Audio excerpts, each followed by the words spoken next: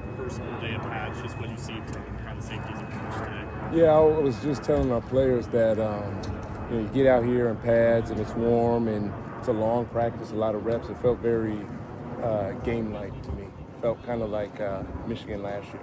I was telling those guys that we get in these situations where it's live bullets. We got to be able to fall back on our technique and be able to fall back on the coaching points and just do our job, right? And so being out here today, we did some things well, but then there's just so much room for improvement coming off this first practice. But it's first practice in full pads, so I would expect it to be better going forward. Gavin Day putting himself in position to maybe play right away this year? I think Gavin Day is improving. I would say he's definitely improving from where he was in the spring to now. He's doing the things that we need him to do, that he needs to do for himself to become a player that can contribute this year. So he's getting there. He still has a little bit of ways to go, but he's definitely on pace for what we'd expect out of him going into his freshman year. What are those biggest areas of growth you're looking for from him? From Gavin Day? Yeah. Yeah, I think with a guy, with a young guy, it's just how consistent can they be. And, sometimes you have young guys that are just wild men on the field and still playing like it's high school football. Then sometimes you have guys that are very tentative and thinking too much, playing too slow. And so I think Gavin, like most freshmen, is kind of just a mix of both of those. So we'd like him to just, especially at safety, if you're in the middle of the field or a deep zone, we can't have an error there because a lot of times that's a touchdown. So it's just a consistency part. The physical part I know will come with his body's development, but just the consistency would be the biggest thing that we're looking for from him. But he's on pace right now. You mentioned during the offseason that Alex was stepping into more of a leadership role. What does that look like from him? What's his brand of leadership like? Yeah, he's been a stud right now. Like he's been awesome.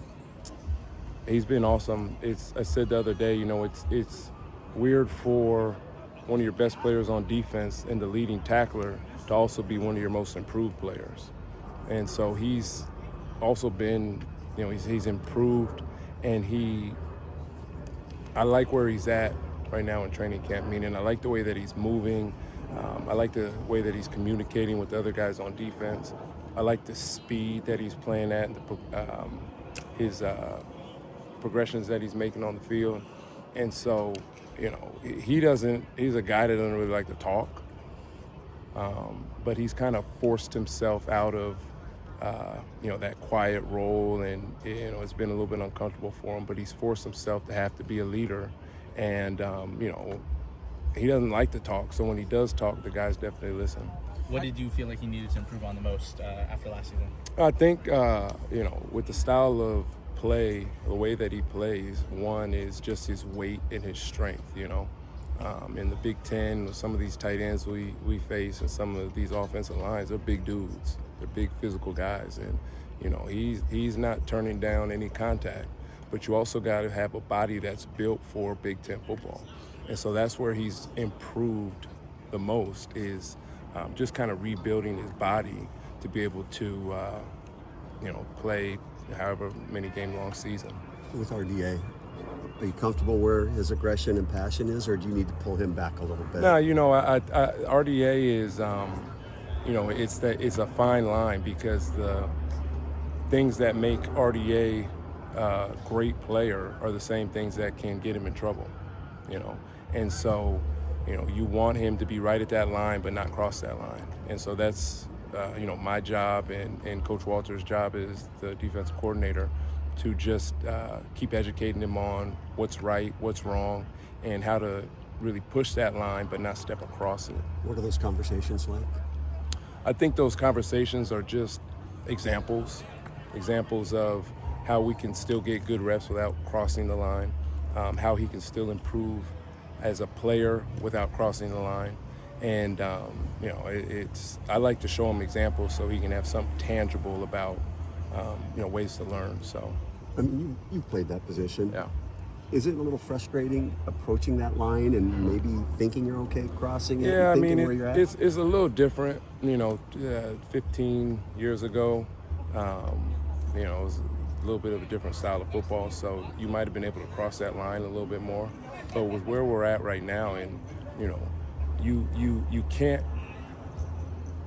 It's not worth another guy on the team getting hurt and being out for the rest of the season. Those things are just not worth it. So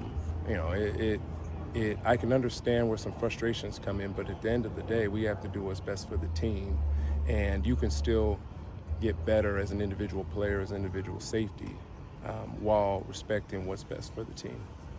Was that what happened today? He just crossed the line too many times? No, I don't know what happened today. I think it's another thing, but we'll keep working with him, and he's going to be a great player. We just, got to keep going. Raheem hasn't played a lot of football in the 2 years he's been here. What have you seen from him since he's kind of been in full go? Yeah, I mean, Raheem has been, since I've been here, he's a guy that's done everything right, and he has great numbers in the weight room. He's never on any list. I mean, he's a great kid, but he just hadn't played a ton of football those first 2 years. And so he has the physical traits. Now we just need to get him to be consistent on the field and playing up to his physical ability. So some of that's going to come with the reps, and for him, I think it's just like got to get him out of his comfort zone and willing to put his body on the line. But he's been doing those things. I think he's, again, a guy that's also on pace. He played a lot of nickel when he was first up here. What do you like about him in that post-safety role? I think he's just versatile. I think he's still able to see the quarterback, and have kind of natural post-safety instincts breaking off the ball. But he's also physically built enough to be able to play downhill and run those alleys and put his body on the ball carrier. So Lawson and Moss are engaged in serious competition trying to get on the field. How do you think your guys defended against them today? I think that if you looked at the secondary as a whole, with losing Denzel Boston, obviously there's a huge opening at receiver, and you look at Chris Lawson and you look at Christian Moss, and those guys are openly stepping up, trying to take that role. And those guys have been making awesome plays the last 5-6 practices. So our guys have, competitively been trying to shut those guys down at the same time. And so it's helped us because, we're it's almost just like an iron sharpens iron thing. So they've won some, we've won some, but you really, I've been happy that our receivers have been playing so hard because it just elevates our style of play as in the secondary.